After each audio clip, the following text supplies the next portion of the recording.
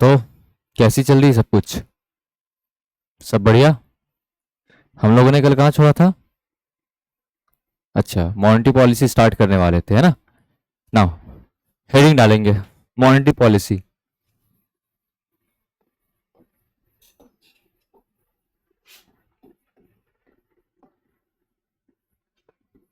Monetary policy, ठीक है। डालिए हेडिंग। क्या हुआ, कोई तकलीफ? कल का रिवाइज करके आए हो ना? हम्म। हिंदी में मौद्रिक नीति कह सकते हो, ठीक है, मौद्रिक नीति। चलो, अब मॉनेटरी पॉलिसी का अगर मेन ऑब्जेक्टिव, जो मेन कह लो कि उसका जो एम है, गोल है, क्या है? कि सबसे पहली चीज कि भैया जो प्राइस है ना, जो प्राइस है उसको स्टेबल रखना। दूसरा चीज, अब प्राइस स्टेबिलिटी में क्या हो जाएगा, तो भैया ये आपकी इन्फ्लेशन भी कंट्रोल में रहेगा। मेन ऑब्जेक्टिव यही कह लो कि भैया मनी सप्लाई को और इन्फ्लेशन को कंट्रोल में करता है।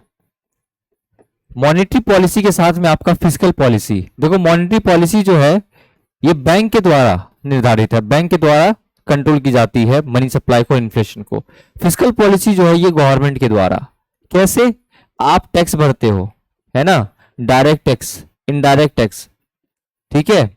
जो ये टैक्स देते हो वो हो गया। गवर्नमेंट कभी कभी एक्सपेंडिचर करती है, गवर्नमेंट रोड बनाती है तो लोगों को रोजगार मिलता है ना, है ना। गवर्नमेंट डैम बनाती है, लोगों को रोजगार मिलता है ना, ठीक है। तो इससे क्या हो रहा है, गवर्नमेंट पैसे मार्केट में इंड्यूस कर रही है, मार्केट में पैसे डाल रही है। तो जब गवर्नमेंट पैसे नहीं डालेगी तो भैया महंगाई जो होगी तब तो कम होगी ना। तो मेन ये हो गया, ठीक है। चलो, अब मॉनेटरी पॉलिसी जो टॉपिक आज की हमारी है वो स्टार्ट करते हैं।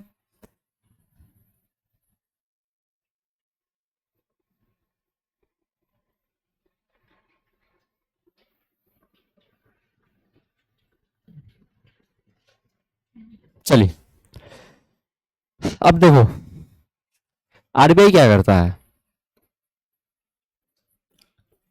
मानिए आरबीआई, आरबीआई क्या करेगा, इन्फ्लेशन को कंट्रोल करने का काम करता है। इन कंट्रोल करता है किसको, महंगाई को, इन्फ्लेशन को। जनरली इन्फ्लेशन कितना रहता है, 4 ± 2%, मतलब 2 से 6% के बीच में रहना चाहिए। उसके बाद क्या, इन्फ्लेशन कंट्रोल कैसे होगा, जब मनी सप्लाई कंट्रोल होगा, मनी सप्लाई कंट्रोल होगा। अब ये मनी सप्लाई कंट्रोल कैसे होगा, जब आरबीआई क्रेडिट कंट्रोल, ठीक है, बैंक क्रेडिट कंट्रोल लेके आएगी, बढ़ा देगी बैंक क्रेडिट कंट्रोल। अब ये बैंक क्रेडिट कंट्रोल कैसे बढ़ जाएगा, क्रेडिट कंट्रोलर यूज करके, ठीक है। नाउ यही हम देखने वाले हैं कि भैया क्रेडिट कंट्रोलर में जो है मॉनेटरी पॉलिसी में जो क्रेडिट कंट्रोलर कह लो क्या क्या है। अब ये जो क्रेडिट कंट्रोलर है या मॉनेटरी पॉलिसी कह लो, या मॉनेटरी पॉलिसी में इसमें दो है, एक क्वालिटेटिव, ठीक है, एक क्वांटिटेटिव, टेटिव, दूसरा क्या हो जाएगा आपका qualitative, qualitative, qualitative, right. Now quantitative क्या, भैया क्वांटिटी में एकदम बल्क में, है ना, भर दिए। अब क्वालिटी क्या, क्वालिटी कंट्रोल कर रही है भैया, कितना जाना चाहिए, कैसा होना चाहिए, ठीक है। नाउ अब अगर हम लोग क्वांटिटी की बात करते हैं तो इसमें सबसे पहले आपका सीआरआर और एसएलआर आ जाएगा, ठीक है। दूसरा आपका repo rate, reverse repo rate आ जाएगा, ठीक है जी। नाउ फिर बैंक रेट, है ना, बैंक रेट, उसके साथ एमएसएफ, एसडीएफ, ये सारी ये हो गई, और ओपन मार्केट ऑपरेशन ओएमओ, ठीक है। ये हमारी किस में आ गई, क्वालिटेटिव में। अब वी विल सी क्वांटिटेटिव, हम क्या देखेंगे, क्वांटिटेटिव देखेंगे। क्वांटिटेटिव में क्या, मोरल सुएशन, मतलब नैतिक दबाव डाल रहे हो आप। मोरल सुएशन क्या कर रहे हो, नैतिक दबाव बना रहे हो कि ये नहीं करना चाहिए था आपको, वो करना चाहिए था। दूसरी क्या कर सकती है, आरबीआई डायरेक्ट एक्शन ले सकती है। ये टॉपिक है जो आज की क्लास में हमें देखनी है। तीसरा क्या हो जाएगा भैया, margin requirement, selective control tool और पीएसएल वगैरह। ठीक है, ये हम देखेंगे आज के टॉपिक में। तो स्टार्ट करते हैं भैया क्वांटिटेटिव टूल से। क्वांटिटेटिव टूल जो है ना, ये भैया एक जनरल टूल है, कह सकते हो इनडायरेक्ट टूल है, कि डायरेक्ट लागू नहीं हो रहा है, डायरेक्ट नहीं कह दिए कि भैया इतना करना है या उतना करना है, ये इनडायरेक्ट टूल है। ठीक है, जो कि आपकी कंट्री की जो इकोनॉमी है इफेक्ट करती है इंटायर इकोनॉमी को। अगर हल्की सी बदलाव आ रही है, हल्की सी चीजों, अगर मान लीजिए सीआरआर में इंक्रीज कर देता हूं 4% से 10%, तो इंडिया में ऐसा नहीं कि एक ही स्टेट में और एक ही सेक्टर में मतलब भूचाल आना है, बाकी अदर सेक्टर में भी भूचाल आना है, हर एक सेक्टर में, क्योंकि भैया मनी सप्लाई को ही आप वो कर दियो। ठीक है, ये जो क्वांटिटेटिव है वो सिर्फ पर्टिकुलर एक सेक्टर से को कंट्रोल नहीं कर रहा है, इफेक्ट नहीं कर रहा है, पूरे इंटायर कंट्री को इफेक्ट कर रहा है। ठीक है, हमारी इंटायर कंट्री को इफेक्ट कर रहा है। चलो, अब ये जो हमने देखा सीआरआर और एसएलआर, अब ये क्या करेंगे, जब भी हमको इन्फ्लेशन से लड़ना होगा तो हम इसको बढ़ा देंगे, डिफ्लेशन से लड़ना होगा तो उसको हम घटा देंगे।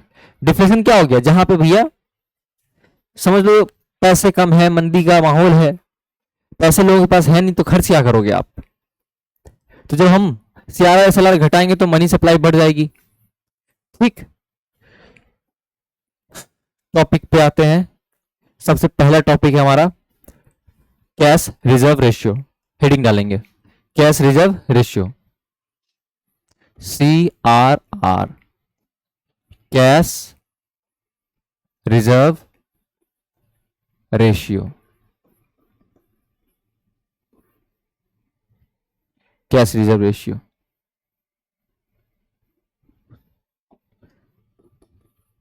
ठीक है, नाउ ये सीआरआर होता क्या है। नाउ सपोज कीजिए this is a bank.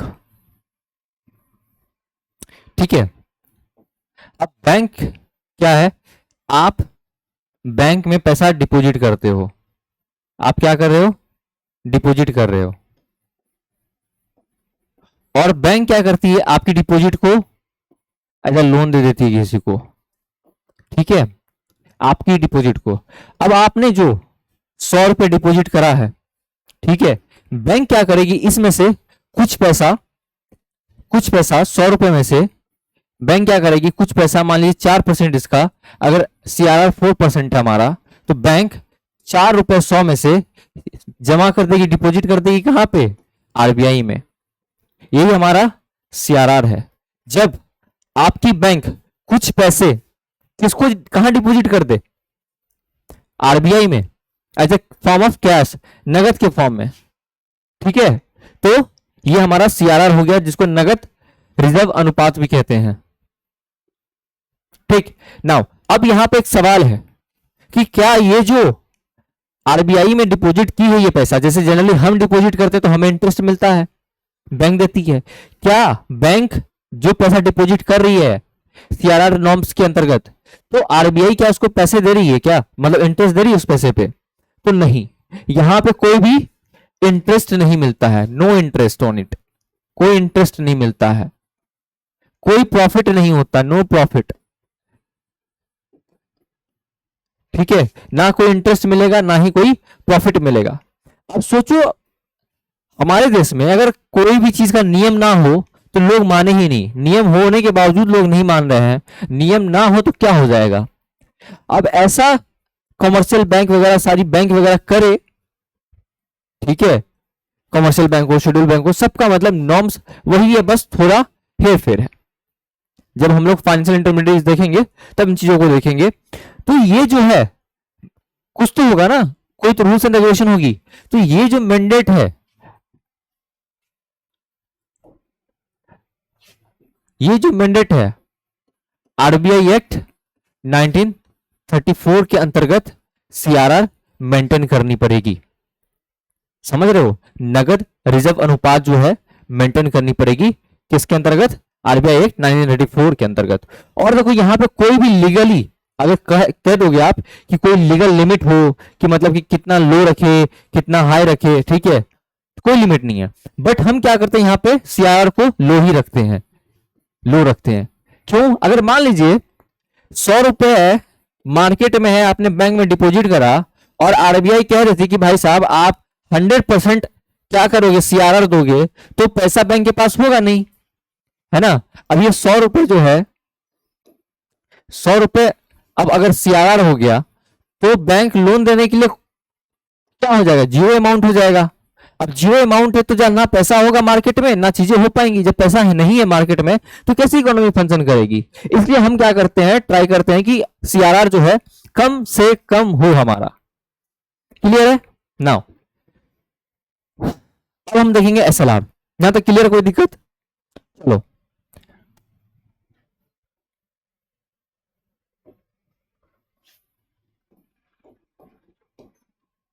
SLR, SLR क्या है, statutory liquidity ratio, statutory liquidity ratio, अगर हिंदी में बात करें वैधानिक तरलता अनुपात, ठीक है।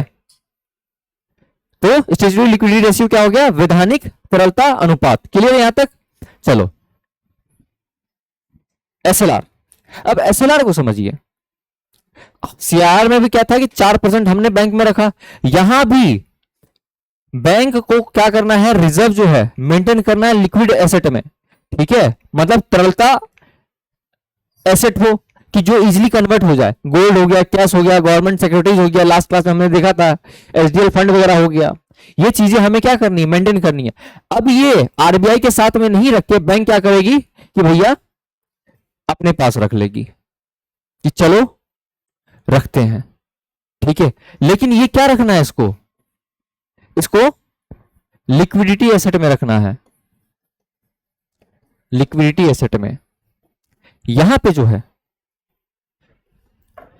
अब ये कुछ में एसएलआर जो है बैंक के पास ठीक है रखो, और नहीं तो जनरली क्या करती है आरबीआई कि नहीं आप ना रख के, आप अगर रखोगे डायरी मेंटेन होगी नहीं, आप आरबीआई में मेंटेन रखो, आप यहां मेंटेन करोगे। तो एसएलआर हम क्या करेंगे, एसएलआर कुछ बैंक है जहां पे आरबीआई मैंडेट किए, ठीक है, मतलब आप चाहे रखा ही नहीं है या तो रखा अपने पास रखा है, तो आरबीआई में आप जाके रखते हो, यहां पे कितनी है 18%, एसएलआर कितना है 18% आपको रखना पड़ेगा। और यहां पे आरबीआई जो है कुछ प्रॉफिट आपको देगी, you will earn some profit, ठीक है।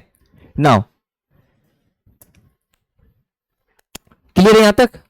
तो ये जो है अब ये भी तो मैंडेट होगा ना, कुछ रूल्स एंड रेगुलेशन होगी, तो किससे है, banking regulation act of 1949, banking regulation act of 1949। Clear है यहां तक, कोई दिक्कत ना। अब लीगली जो है सीआरआर में हमने देखा कि कोई लीगली मैक्सिमम मिनिमम नहीं है, बट यहां पे एसएलआर में लीगली आप मैक्सिमम कितना रख सकते हो, 40% रख सकते हो, उससे ज्यादा नहीं रख सकते, ठीक है। लीगली आप 40% रख सकते हो, इससे ज्यादा नहीं रख सकते। इस बात को आप ध्यान देंगे, अगर एमसीक्यू में आता है क्या सीआरआर पे इंटरेस्ट मिलती है, कुछ प्रॉफिट अर्न करते हैं, तो नहीं। क्या हम एसएलआर पे करते हैं प्रॉफिट, हाँ करते हैं, ठीक है। एसएलआर में सीआरआर का कोई मैक्सिमम लिमिट है, नहीं है, बट एसएलआर का मैक्सिमम लिमिट है, हाँ है, कितना है 40% है, 40% से ज्यादा आप नहीं एसएलआर रख सकते हो, ठीक है। चलो क्लियर यहां तक। नाउ अब सीआरआर एसएलआर जो है ये क्या करता है, अब रखने का मतलब क्या है। अब सोचिए ऐसा सिचुएशन आ गया कि एसएलआर हमने बैंक के पास रखवा दी कि ठीक है तुम रखो, बैंक कोई दे दे, आरबीआई बोला कि ठीक है भाई साहब आप बैंक के पास रख, खुद के पास रखो।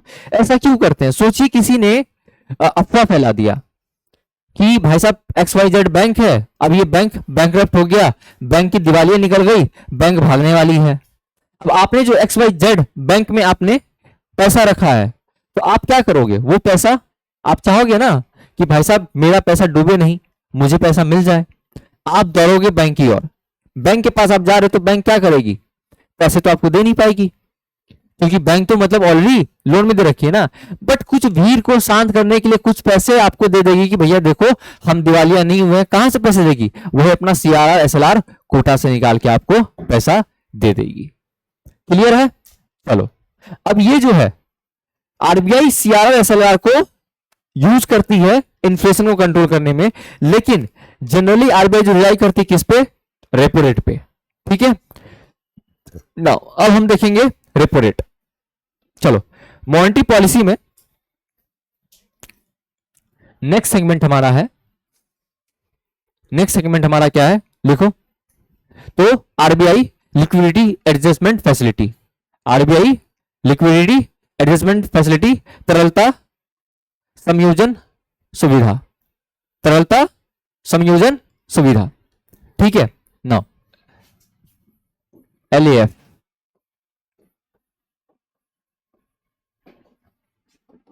Liquidity adjustment facility, right. Now अब इसमें क्या देखेंगे हम सबसे पहले, रेपो रेट।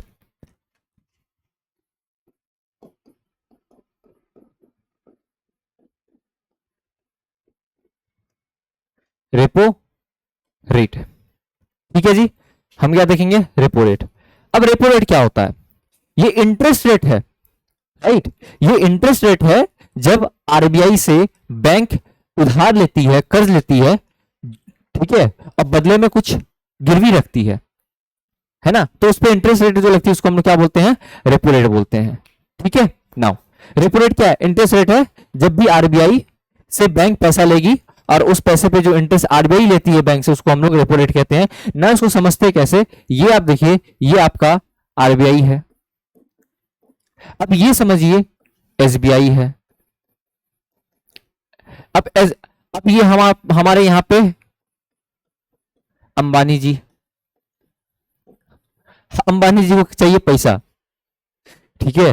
अब अंबानी जी चाह रहे हैं कि भैया 1000 करोड़ मेरे पास में हो तो मैं फैक्ट्री में इन्वेस्ट करूं, जब फैक्ट्री में इन्वेस्ट करूंगा एम्प्लॉयमेंट बढ़ेगी, एम्प्लॉयमेंट बढ़ेगी तो हमारी जीडीपी में प्रोडक्शन बढ़ेगा, प्रोडक्शन बढ़ेगा तो जीडीपी बढ़ेगा।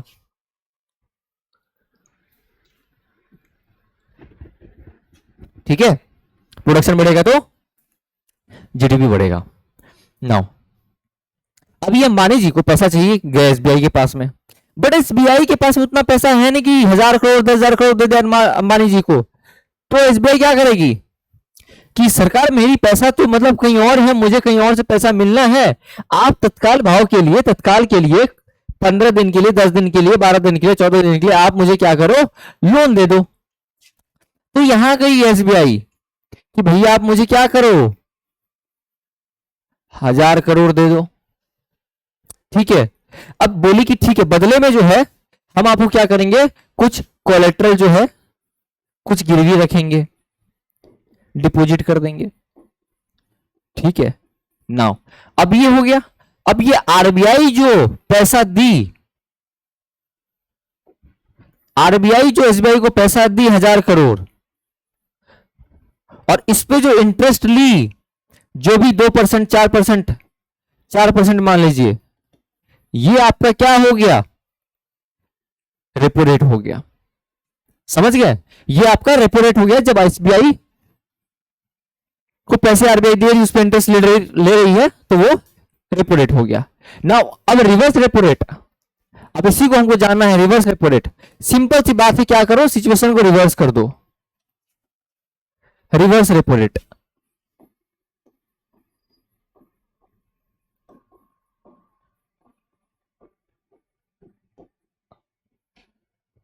रिवर्स रेपो रेट, ठीक है।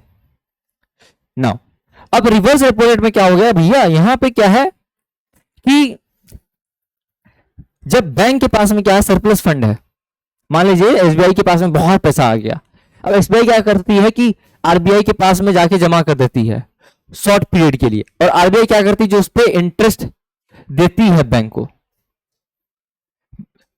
रेपो रेट में क्या इंटरेस्ट ले रही है आरबीआई, और यहां पे रिवर्स रेपो रेट में क्या है, इंटरेस्ट दे रही है आरबीआई किसको, बैंक को।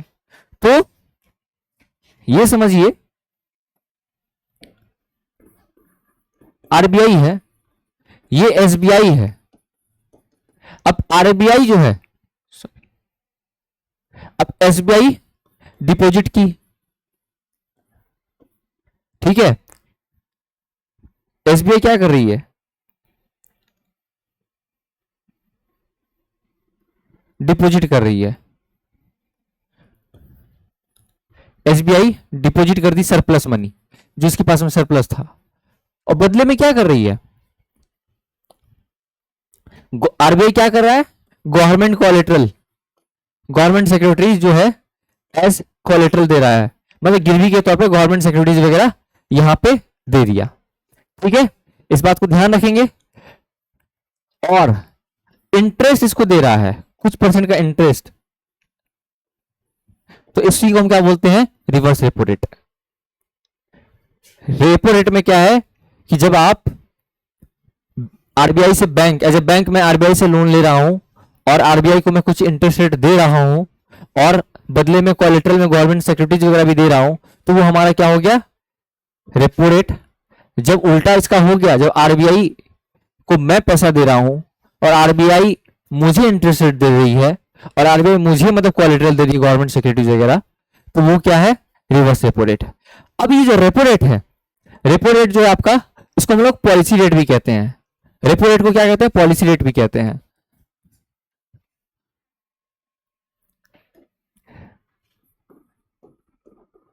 Repo rate equal to policy rate. हाँ, वाई, पॉलिसी रेट क्या, क्यों, बिकॉज ये क्या कर रही है, इन्फ्लेशन को कंट्रोल कर रही है।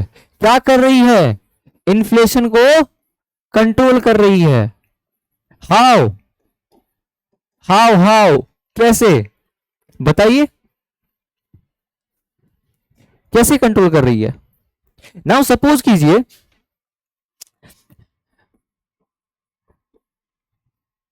सपोज कीजिए रेपो रेट 4% है, ठीक है। अब मार्केट में मनी है, अब एसबीआई आपसे, एसबीआई जो है 4% पे लिया और एसबीआई क्या करेगा, 8% पे आपको रेट इंटरेस्ट, आपको लोन दे रहा है।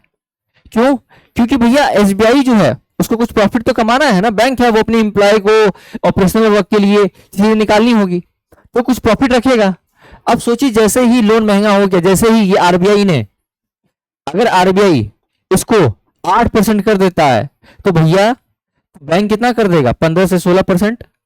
क्यों कर देगा 15 से 16%, क्योंकि उसको भी तो कमाना है ऑपरेशनल वर्क वगैरह और सैलरी वगैरह देने के लिए। नाउ आप सपोज कीजिए महंगाई थी, अब आरबीआई ने बढ़ा दिया, तो आप लोन लोगे। जब आप लोन नहीं लोगे तो आप कैसे इन्वेस्ट करोगे, कैसे आप खर्च करोगे, कैसे स्पेंड करोगे, स्पेंड कैसे करोगे, क्योंकि आपके पास में पैसा है नहीं। जब पैसा नहीं होगा तो महंगाई कम होगा, डिमांड कम होगी चीजों की, प्राइस में गिरावट आएगी, आएगी ना। तो यही सीन है, क्लियर यहां तक, कैसे कंट्रोल कर रहा है। अब यही सोचिए अगर मान लीजिए डिफ्लेशन है, मार्केट में पैसा नहीं है, सरकार क्या करेगी कि भैया आरबीआई को कहेगी तुम 3% पे कर दो, बैंक 6% पे देगी लोन आपको। आप हंसी खुशी ले लो, अरे 6% ही तो देना, लाओ खर्च करो, ये लो आईफोन पे आईफोन खरीद रहे हैं, शॉपिंग पे शॉपिंग चल रही है, चीजें पे चीजें हो रहा है, और ये सब सारी चीजें चलती रहेंगी। तो दिस इज हाउ आरबीआई जो है कंट्रोल कर रही है। क्या हो गया, इतना क्यों परेशान हो, तबीयत ठीक नहीं है, तबीयत का ध्यान रखा करो, लाइफ है, स्ट्रगल तो रहेगी, बिना स्ट्रगल के कुछ नहीं मिलता, ठीक है, लाइफ है, स्ट्रगल रहेगा, बिना स्ट्रगल के कुछ नहीं मिलता। अगर मंजिल ऐसे मिल जाए तो बात ही क्या था, बताओ, मंजिल अगर ऐसे मिल जाए तो बात ही क्या था, बिना स्ट्रगल के कुछ मिल सकता है आपको, 1 महीने बाद पेपर है, 2 महीने बाद पेपर है, फिर पीटी आ जाएगा। अरे क्या करोगे इतना लोड लेके? मस्त रहो, स्ट्रगल के बिना जिंदगी कुछ है नहीं। सब कुछ मिल जाए तो फिर तमन्ना किस चीज की करोगे? तमन्ना तो होनी चाहिए ना जिंदगी में, कुछ तो होना चाहिए ना कि काश, काश सब जिस दिन खत्म हो गया उस दिन समझो खत्म।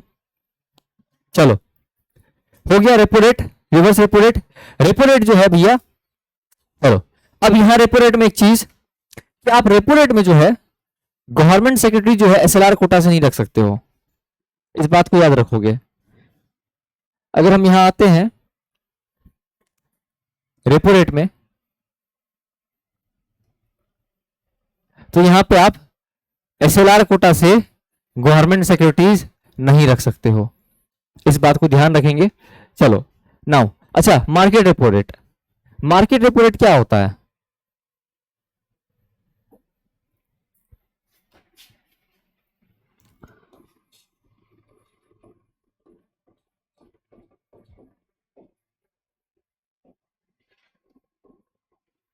मार्केट रेपो रेट क्या है?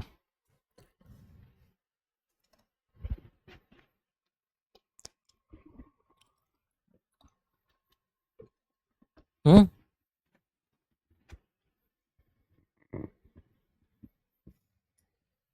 हाँ, अब ये शॉर्ट टर्म लोन है बिटवीन बैंक्स हो गया, एनबीएफसी हो गया, कॉर्पोरेट हो गया, with financial security as collateral. यहाँ बैंक है, यहाँ एनबीएफसी है, ये मान लीजिए कॉर्पोरेट है। अब इनके बीच में जो शॉर्ट टर्म के लिए लोन आवाजाही हो रहा है, ठीक है, कुछ फाइनेंशियल सिक्योरिटी जगह डाल के, ठीक है, कुछ कोलेटरल से फाइनेंशियल सिक्योरिटीज को एज ए कोलेटरल यूज करके जो चल रहा है, वही आपकी मार्केट की हो गई। ठीक है, यहाँ पे आरबीआई इन्वॉल्व नहीं होती है, कहती तुम लोग कर लो, यही मार्केट रेपो रेट है। चलो अब हम देखेंगे मॉनेटरी पॉलिसी में, क्वांटिटेटिव टूल में, मार्जिनल स्टैंडिंग फैसिलिटी, सीमांत स्थायी सुविधा। मार्जिनल स्टैंडिंग फैसिलिटी, सीमांत स्थायी सुविधा, right, MSF. Marginal standing facility. Now ये क्या है? इंटरेस्ट रेट है ना, ये इंटरेस्ट रेट है जिसपे आरबीआई से क्या हो रहा है, लोन ले रहा है। कौन? Schedule commercial bank.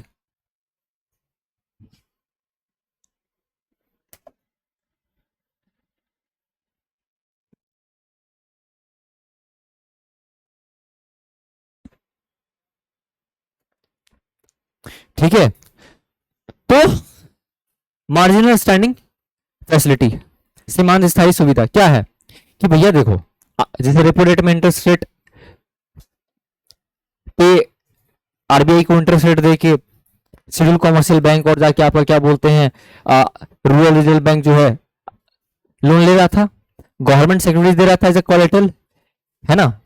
नाउ यहां भी वही होगा, marginal facility, marginal standing facility में यहां भी ये इंटरेस्ट रेट ही है, इंटरेस्ट रेट है जिस पे पैसा आरबीआई क्या करती है, आरबीआई देती है किसको, बैंक्स को, और बदले में बैंक्स क्या करता है, कोलेटरल देता है, कोलेटरल। अब वो भी क्या, गवर्नमेंट सिक्योरिटीज। अब यहां पे एसएलआर कोटा से गवर्नमेंट सिक्योरिटीज रख सकते हैं, ठीक है, एसएलआर कोटा से गवर्नमेंट सिक्योरिटीज यहां पे रख सकते हैं, इस बात को याद रखोगे। नाउ अब इसकी जो होती है एमएसएफ रेट जो होती है, ये हमेशा रेपो प्लस में, ठीक है, कुछ कह सकते हो कि आप एक्स्ट्रा होता है, मतलब 0.25%, 2.5% प्लस में होता है ना। हमेशा याद रखोगे एमएसएफ जो होती है, एमएसएफ रेट हमेशा बड़ा होती है किससे, रेपो रेट से। एमएसएफ रेट हमेशा बड़ा होती है रेपो रेट से, क्योंकि भैया आप एसएलआर कोटा का गवर्नमेंट सिक्योरिटी यहां पे यूज कर पा रहे हो। ठीक है, कोई दिक्कत ना। अब हम देखेंगे bank rate, we will see bank rate.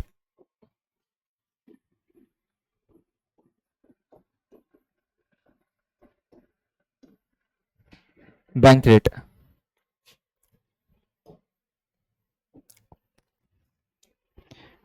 ठीक है।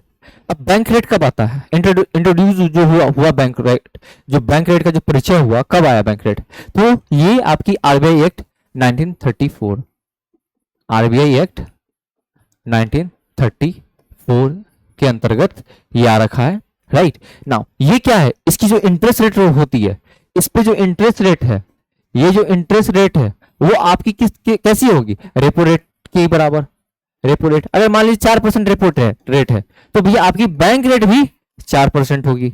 बैंक रेट यूजुअली होता क्या है, अब बैंक रेट, बैंक क्या, ओनली बैंक कैन बोरो, है ना, बैंक ही मतलब उधारी ले सकती है।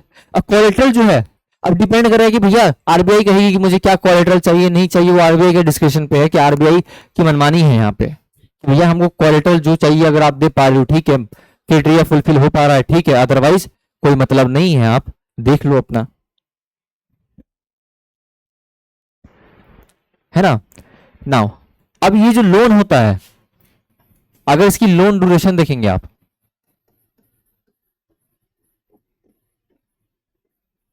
लोन ड्यूरेशन जो है ये जनरली क्या होता है, लोन ड्यूरेशन एक्चुअल में ये आपकी रेपो रेट से बड़ी होती है, रेपो रेट से ज्यादा बैंक रेट का है, ठीक है।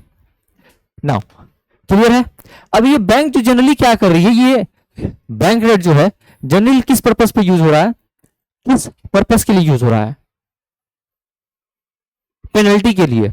आरबीआई जो यूज करती है, RBI use it for penalty. Bank ने कोई गलती करी, लगा दो भैया पेनल्टी, ठीक है, लगा दो पेनल्टी। देखो अभी यहां हो, जब भी मौका मिले अपने घर पे माँ से, बाबूजी से, मम्मी से, पापा से, माई से, पिताजी से, ठीक है, बात कर लिया करो। आज वो हैं, उनकी इज्जत कर लिया करो, ठीक है। कल नहीं रहेंगे, बहुत दुख रहेगा।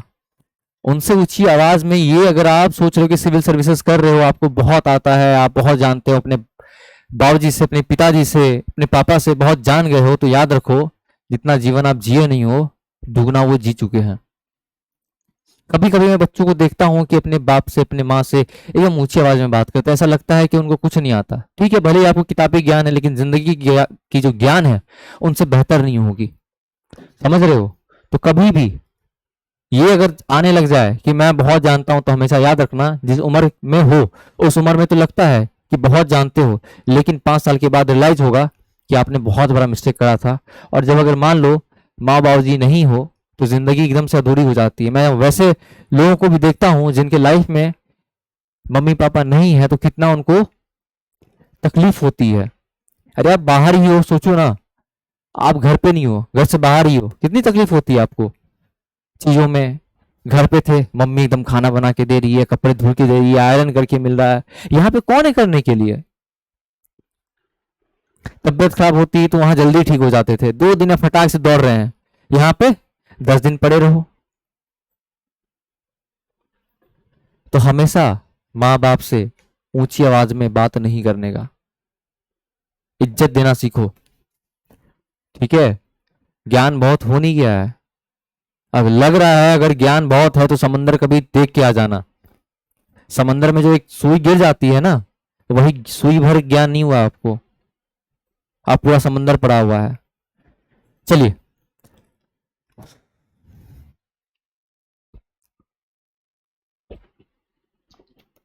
अब हम क्या देखेंगे, एसडीएफ देखेंगे। एसडीएफ देख लिए ना, सॉरी बैंक ना, सॉरी एमएसएफ देखे थे, बैंक रेट देख लिए। अब हम क्या देखेंगे, एसडीएफ देखेंगे, ठीक है ना।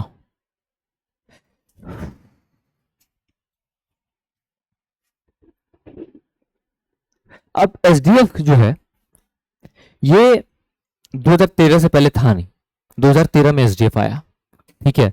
पहले जो आपकी लिक्विडिटी एडजस्टमेंट फैसिलिटी की जो कॉरिडोर होती थी, जिस बिहार पे मतलब आरबीआई जो अपनी चीजों को देख रेख करता था, उसमें पहले क्या होता था कि एमएसएफ, रेपो रेट और reverse repo rate.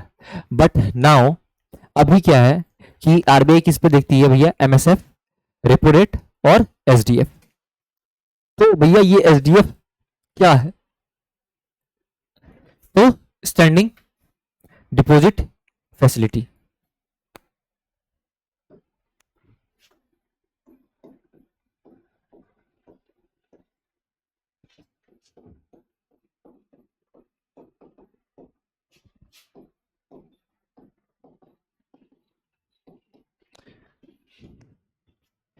Standing deposit facility, स्थायी जमा सुविधा, स्थायी जमा सुविधा, ठीक है, स्टैंडिंग डिपॉजिट फैसिलिटी एसडीएफ। अब देखो एसडीएफ जो है, उर्जित पटेल जी जो हमारे फॉर्मर आरबीआई गवर्नर हैं, ठीक है, इन्होंने इंट्रोड्यूस किया, प्रपोज किया था 2013 में। आरबीआई जो है, आरबीआई क्या की, आरबीआई एक्ट 2013 के अंतर्गत इन्होंने एसडीएफ को क्या करा, इनकलकेट कर लिया, एड ऑन कर लिया। अभी काम क्या करती है, अब सोचिए क्लाइंट के पास में जब एक्सेस मनी है ना, अब ना समझिए ये बैंक है, बैंक बैंक के पास में एक्सेस मनी, एक्सेस फंड है। अब क्या करेगी बैंक, किसको दे दी, आरबीआई में जाके जमा कर दी, ठीक है, आरबीआई में डिपॉजिट कर दी, डिपॉजिटेड टू आरबीआई, है ना, आरबीआई में डिपॉजिट कर दी। और ये क्या कर रही है बैंक, इसको आरबीआई इसको कुछ इंटरेस्ट दे रही है कि लो भैया हम आपको थोड़ा इंटरेस्ट दे रहे हैं, 2% 4%, आप लोग कमा लो, ठीक है। तो ये चीजें हो गया। अब यहां पे गवर्नमेंट, मतलब यहां पे कोई कोलेटरल आरबीआई नहीं दे रही, देयर इज नो कोलेटरल, यहां पे कोई कोलेटरल बैंक को नहीं मिल रहा है, ठीक है। अब हमने रिवर्स रेपो रेट देखा था, रिवर्स रेपो रेट में आरबीआई क्या करती थी, कोलेटरल देती थी गवर्नमेंट सिक्योरिटीज, लेकिन यहां पे कोई भी कोलेटरल नहीं है गवर्नमेंट सिक्योरिटीज, क्लियर है, इट इज क्लियर, यहां पे कोई भी कोलेटरल नहीं है एसडीएफ में, देयर इज नो कोलेटरल।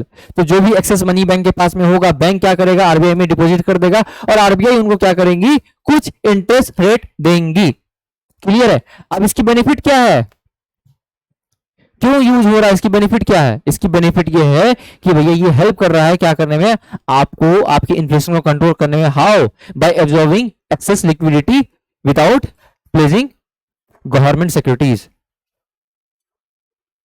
बस।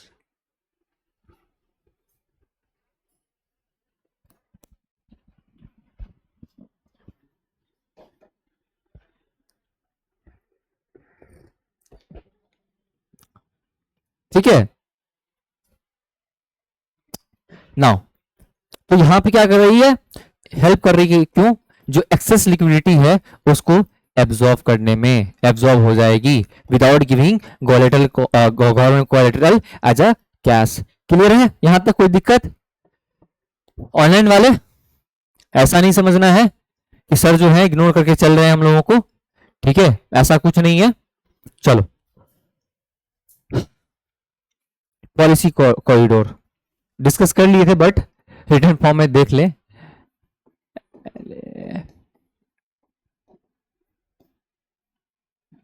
कॉरिडोर, ठीक है। नाउ 2013 से पहले, बिफोर 2013, 2013 अप्रैल से पहले, उससे पहले, ठीक है, बिफोर, है ना, क्या था आपका यूज होता था, एमएसएफ, एमएसएफ, ठीक है।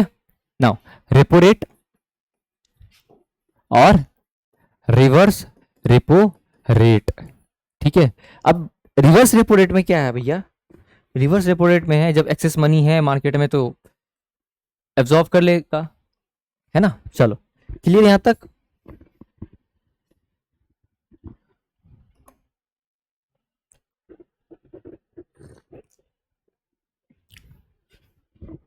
क्या चाय पीनी है, हैं?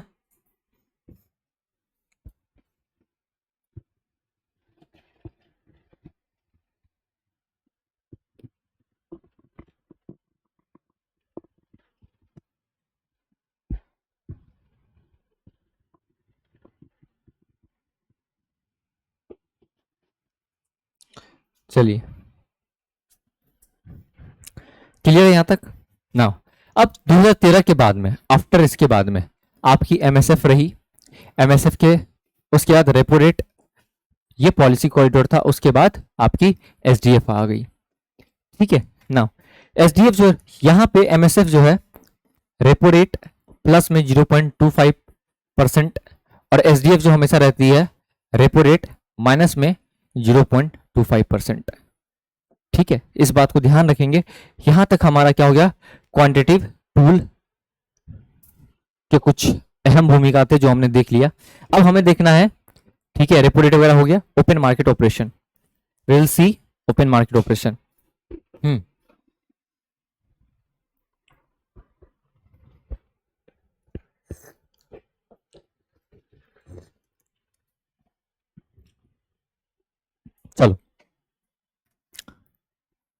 ओपन मार्केट ऑपरेशन, OMO, है ना। क्या अभिषेक, बहुत सुस्त लग रहे हो, क्यों सुस्त हो आज आप, कोई दिक्कत ना।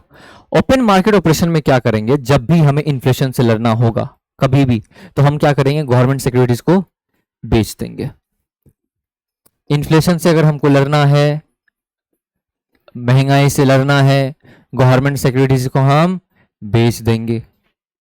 ठीक है, गवर्नमेंट सिक्योरिटीज को बेच देंगे। बेचेंगे तो क्या होगा, पैसा हमारे पास आ जाएगा। जब पैसा हमारे पास में आ रहा है तो भैया इन्फ्लेशन कंट्रोल होगा ही होगा। नाउ डिफ्लेशन जब है तो हम गवर्नमेंट सिक्योरिटीज को क्या करेंगे, खरीद लेंगे। जब खरीदेंगे तो मार्केट में पैसा जाएगा, है ना।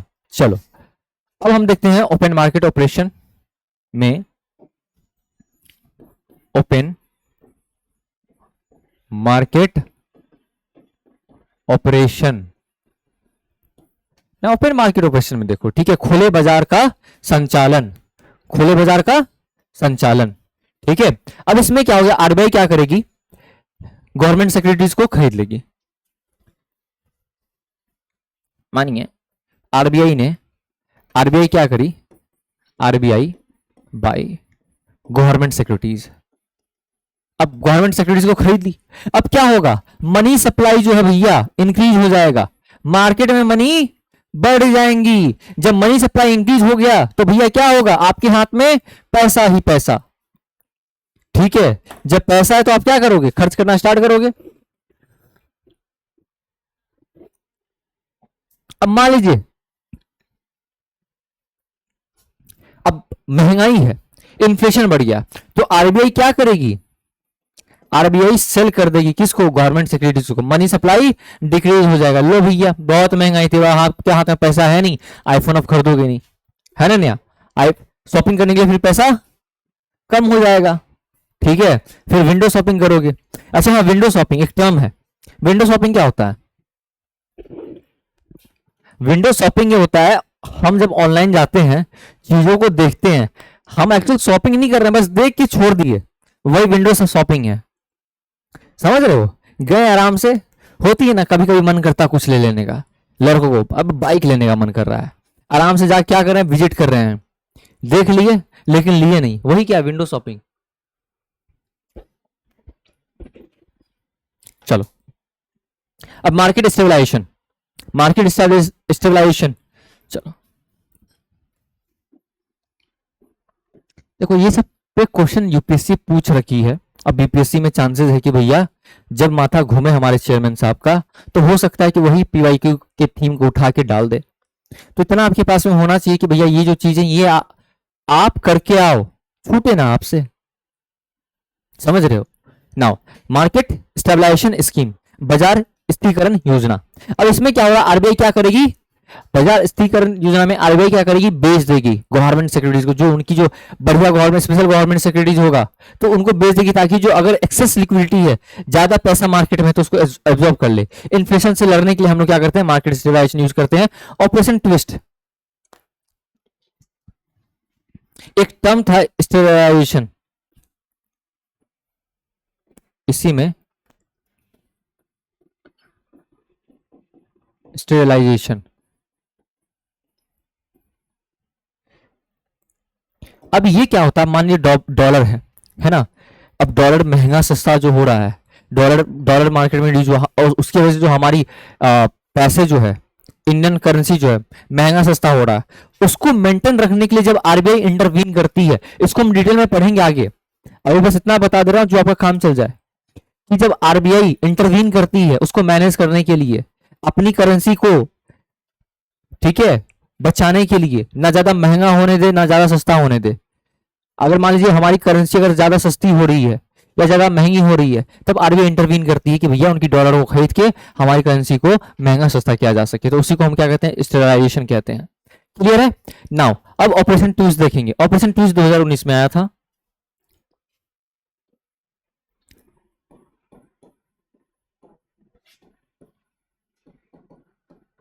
ऑपरेशन ट्विस्ट, ऑपरेशन ट्विस्ट में क्या होता है, आरबीआई क्या करती है, खरीद बिक्री करती है किसका, गवर्नमेंट सिक्योरिटीज का, ठीक है, वेरिंग अपॉर्चुनिटी पे गवर्नमेंट सिक्योरिटीज का बाय और सेल होता है, बाय और सेल होता है। अब ये बाय और सेल जो हो रहा है गवर्नमेंट सिक्योरिटीज का किस पे हो रहा है भैया, ताकि जो है अब क्या करेगी गवर्नमेंट अलग अलग डेट पे, मतलब कि लॉन्ग टर्म सिक्योरिटीज खरीद ली,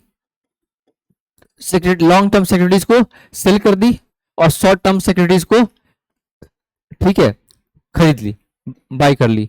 इससे क्या हो रहा है, आपकी जो मैच्योरिटी जो ये जो बॉन्ड यील्ड जो है आपकी, ठीक है, गवर्नमेंट की जो यील्ड है वो आपकी रिड्यूस हो जा रही है, ठीक है, जिसकी वजह से क्या करिए कंपनी को अगर मान लीजिए लोन वगैरह नहीं मिल पा रहा है, तो ये तब आरबीआई इस्तेमाल करती है जब बैंक कंपनी को लोन नहीं दे रही है होती है, कंपनी को लग रहा होता है कि भैया पैसे नहीं मिलेगा तो हमें बाहर जाना पड़ेगा, बाहर से हमको पैसे लेके आनी पड़ेंगी, तो आरबीआई को ये टेक्टिक्स यूज करना होता है, ठीक है। नाउ अब मॉनेटरी पॉलिसी में हम लोगों ने क्वांटिटेटिव टूल देख लिया है, अब जो है देखेंगे हम लोग क्वालिटेटिव टूल। हेडिंग डालेंगे monetary policy qualitative tool, monetary policy qualitative tool मतलब गुणात्मक उपकरण, गुणात्मक उपकरण, क्वालिटेटिव टूल गुणात्मक उपकरण। तो इसमें क्या हो रहा है, हमने वहां क्या देखा था कि भैया पूरी सेक्टर, एक पर्टिकुलर सेक्टर पे आपकी कंट्रोल नहीं है, बट क्वालिटेटिव में, गुणात्मक में यहां पे क्या होगा, आप एक पर्टिकुलर सेक्टर को जो है कंट्रोल करते हो, डिस्ट्रीब्यूशन जो होगी मनी की एक पर्टिकुलर सेक्टर में आप कंट्रोल कर सकते हो, ठीक है। चलिए अब यहां पे सबसे पहले हम देखेंगे मोरल सुजन,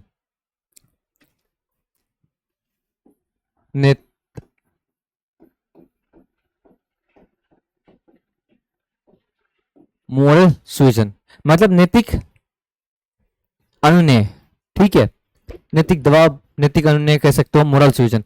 यहां पे आरबीआई क्या करेगी, आरबीआई अपनी टैक्टिक्स यूज करती है, प्रेस कॉन्फ्रेंस बुलाई, कहती देखो जी ऐसा है, अपने प्रेस कॉन्फ्रेंस के थ्रू, है ना, मीटिंग के थ्रू, लेटर के थ्रू, सेमिनार के थ्रू कहेगी देखो जी ऐसा है ना, कि बताएगी चीजों की, कि इसमें क्या करेगी, बैंक को कहेगी कि सुनो, प्रेस कॉन्फ्रेंस में बोलेगी कि बैंक हैव टू, बैंक को जो है अपनी इंटरेस्ट रेट,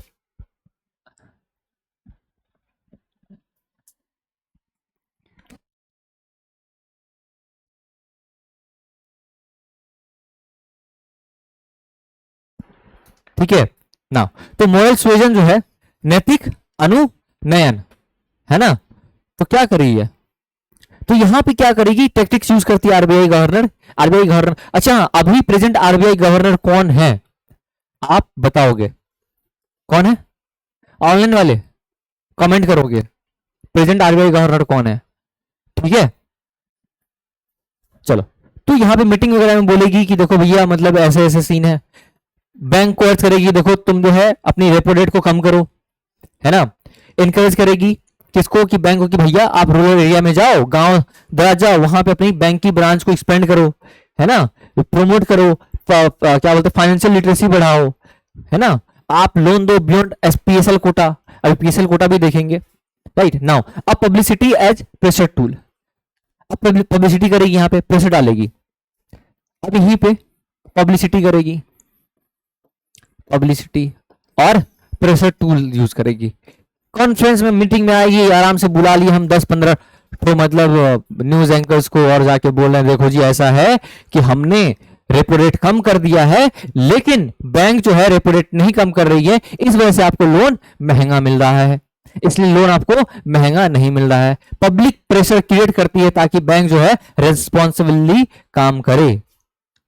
क्लियर है यहां तक। नाउ अब दूसरा है डायरेक्ट एक्शन, आरबीआई क्या करती है, डायरेक्ट एक्शन लेगी।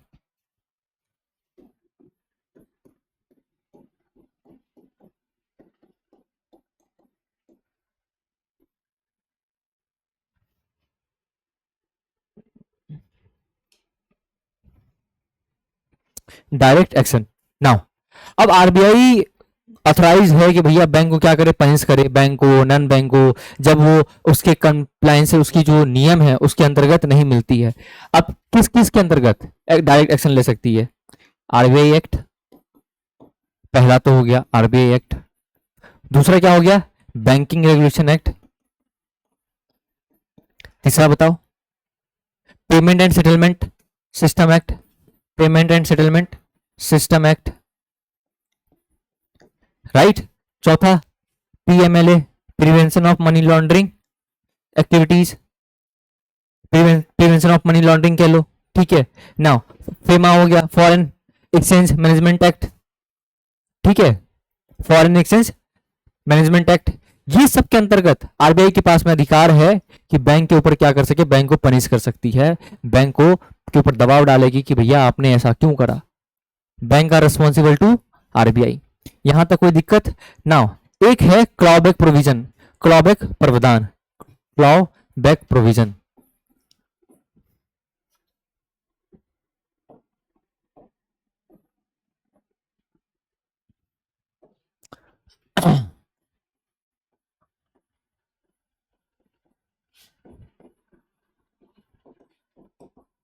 क्लॉबैक प्रोविजन, क्लॉबैक प्रोविजन में जो है, ठीक है, अब यहां पे क्या करेगी, जैसे देखिए क्लॉबैक में क्या है कि मान लीजिए कि कोई CEO top position holder bank का, उसने क्या करा, फ्रॉड के तहत उसने किसी को लोन दिला दिया, है ना, फेवर करके या कुछ करके। अब जब पकड़ा जाता है, भले वो रिटायर हो गया, तो भैया उसकी जितनी सैलरी थी वो सारी सैलरी उससे वापस ले ली जाएगी, है ना, वो सारी की सारी सैलरी जो है वापस ले ली जाएगी, इवन रिटायरमेंट। इसी को हम लोग क्या बोलते हैं, क्लॉबैक प्रोविजन कहते हैं, क्लॉबैक प्रावधान कहते हैं। क्लियर है? यहां तक कोई दिक्कत? यहां तक कोई दिक्कत?